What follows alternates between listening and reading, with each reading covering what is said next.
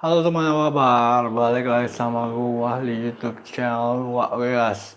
Jadi kan gua beberapa waktu yang lalu pernah bilang kalau gua punya utang sama ShopeePay yang belum gua bayar. Nah, karena gua punya utang ke ShopeePay yang belum gua bayar, jadinya gua gak bisa mengajukan pay letter ataupun juga pinjaman duit. Nah, sampai saat ini gua udah meminta duit transferan dari si AE tapi belum ditransfer juga buat beli kamera baru sama bayar utang gua ke ShopeePay.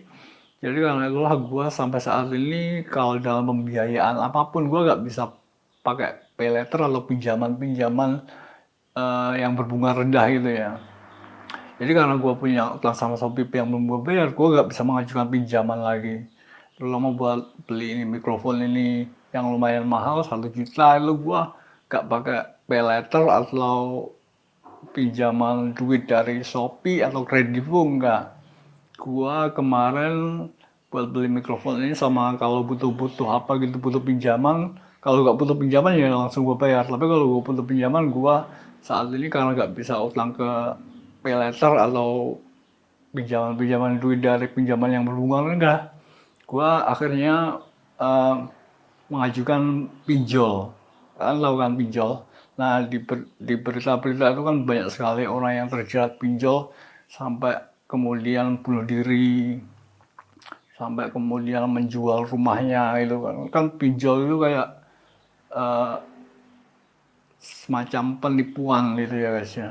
Tapi gue sendiri karena nggak bisa mengajukan pinjaman ke pinjaman-pinjaman berbunga rendah karena kayak Shopee Pay Later atau Shopee Pay itu, gue akhirnya mengajukan pinjaman ke pinjol dan gue rasa sejauh ini sejauh pengalaman gue berutang sama pinjol gue rasa bunganya make sense sih, masuk akal sih, gak terlalu besar kayak ini pemerasan ini enggak.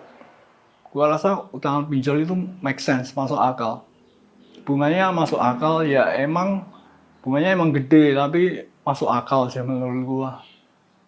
Jadi kalau gua rasa orang yang terjerat pinjol kemudian melakukan hal yang negatif, berdampak negatif ke kehidupan mereka itu karena mereka utang pinjol, terus dipakai buat apa, tapi pemasukannya nggak ada. Jadi pengeluaran lebih besar daripada pemasukan, jadi nggak bisa bayar utangnya.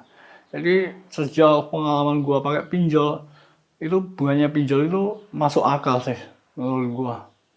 Emang gede tapi masuk akal sih menurut gua. Gitu aja guys, gua mau ngasih tahu itu gua, karena kemarin gua utang ShopeePay belum gua bayar, jadi gua gak bisa mengajukan pinjaman atau pay letter. Jadi gua kalau butuh pembiayaan yang lumayan gede atau kalau gua lagi gak butuh duit itu gua mengajukan pinjaman ke pinjol dan gua rasa bunganya masuk akal sih menurut gua untuk saat ini. Oke, jadi gitu ya guys. Vlog gue balar ini. Thanks for watching. See you next time.